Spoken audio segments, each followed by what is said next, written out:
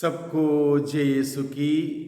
प्रभु यीशु क्रिस्त में प्यारे भाइयों बहनों, नवजीवन का संदेश इस शीर्षक के अंतर्गत प्रतिदिन का ईश्वर का जीवंत वचनों को सुनने के लिए, समझने के लिए, उन वचनों को ग्रहण करते हुए उन वचनों के अनुसार जीवन बिताने की शक्ति, सामर्थ्य, कृपा, अनुग्रह मांगते हुए एक सुंदर आदर्श क्रिस्तीय जीवन बिताने की विशेष कृपा मांगने के लिए मैं आप सभी लोगों का हार्दिक स्वागत करता हूं। आज नवंबर की पहली तारीख है और एक नया महीने की शुरुआत आज के दिन में हम लोग करते हैं। और आज के दिन में कलीसिया सभी संतों का महोत्सव मनाती है। तो आज के दिन में जब कलीसिया सभी संतों का महोत्सव मनाती है, हम सभी इस बात को समझने की चेष्टा करें, इसका तात्पर्य क्या है। माता कलीसिया सब संतों का महोत्सव मनाती है। कुछ संतों का उल्लेख साल भर में किया जाता है और कुछ संतों का उल्लेख नहीं किया जाता है। आज माता कलीसिया उन सभी संतों का पर्व मनाती है जो स्वर्ग में ईश्वरीय महिमा के भागीदार बन गए हैं।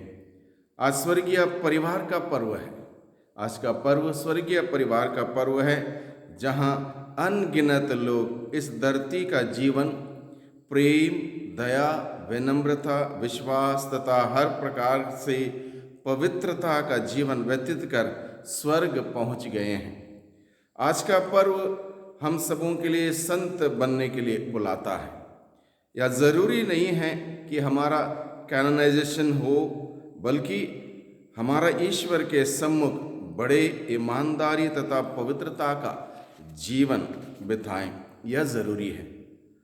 It's a day of communion and hope. यह एक ऐसा दिवस है जहां हम लोग सहभागिता रखते हैं संतों के साथ, और एक आशा हम सबों को दिलाई जाती है कि हमारा विश्वास की यात्रा में हम अकेले नहीं हैं, बल्कि सभी संतगण हमारे लिए निरंतर प्रार्थना करते हैं।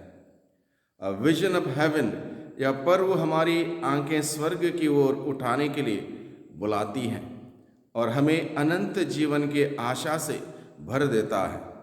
मत्ती का सुसमाचार अध्याय 5 पद 8 में लिखा है, blessed are the pure in heart for they shall see God. यानी कि जो हृदय के निर्मल हैं वे ईश्वर के दर्शन करेंगे। It's a feast of gratitude. यह दिन ईश्वर को धन्यवाद अर्पित करने का दिन है।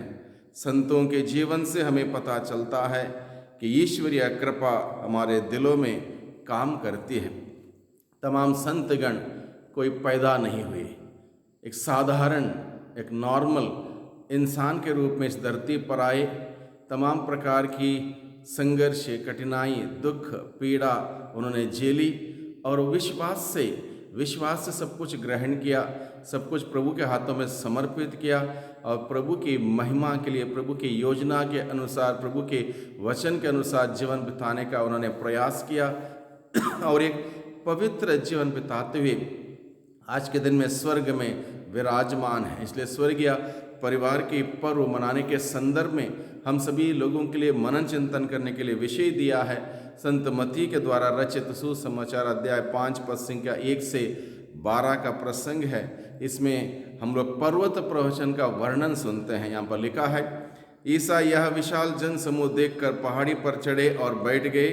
उनके शिष्य उनके पास आए और वे यह कहते हुए उन्हें शिक्षा देने लगे, धन्य हैं वे जो अपने को दीनहीन समझते हैं, जो विनम्र हैं, विनीत हैं, दीनहीन हैं। प्रभु यीशु कहता है वे धन्य हैं।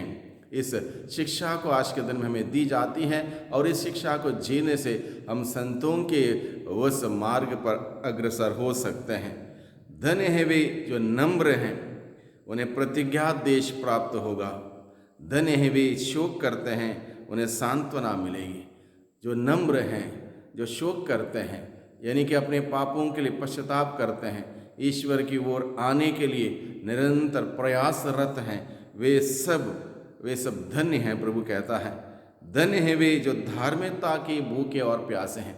संतों का जीवन में यही भूख और प्यास बनी रही, धार्मिकता के लिए भूख और प्यास बनी रही, धार्मिकता का जीवन जीने के लिए भूख और प्यास बनी रही, और उसी भूख और प्यास के चलते वो आज के दिन में संत हैं, स्वर्ग में विराजमान हैं।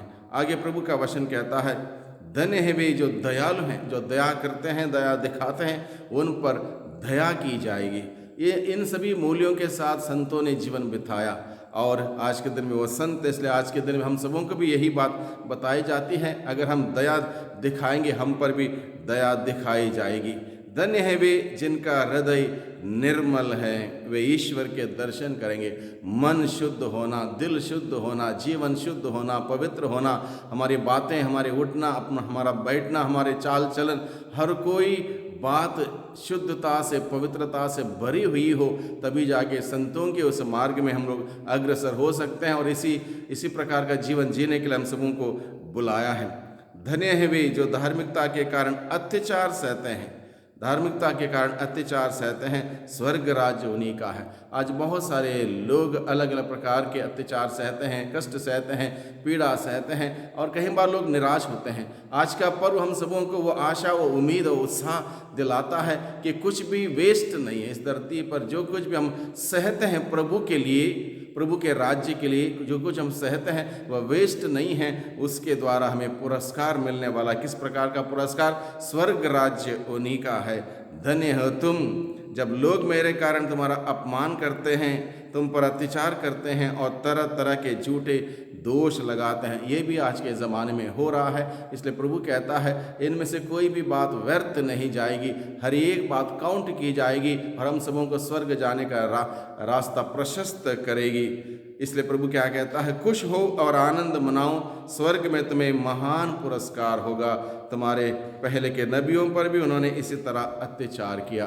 तो भाइयों बहनों, आज के दिन में जब हम सभी लोग सभी संतों का पर्व मनाते हैं, जिनको हम जानते हैं, जिनको नहीं जानते हैं, जो स्वर्ग में पहुंच चुके हैं, हर कोई व्यक्ति संत बनने के लिए चुना गया, बुलाया गया है। बपतिस्मा संस्कार में इसी बात की शिक्षा और जिम्मेदारी हम सबों को दी जाती है। उसको समझें, उसको जिएं। हम सभी इस धरती पर इसी लक्ष्य के साथ जिएं। हम एक दिन स्वर्ग पहुंचना है, एक दिन स्वर्ग पहुंचना। ऐसा जीवन व्यतीत करने के लिए प्रभु का वचन हमारे सम्मुख है। प्रार्थना हम करें, प्रभु पर विश्वास करें और एक पवित्र जीवन बिताने का प्रयास करें।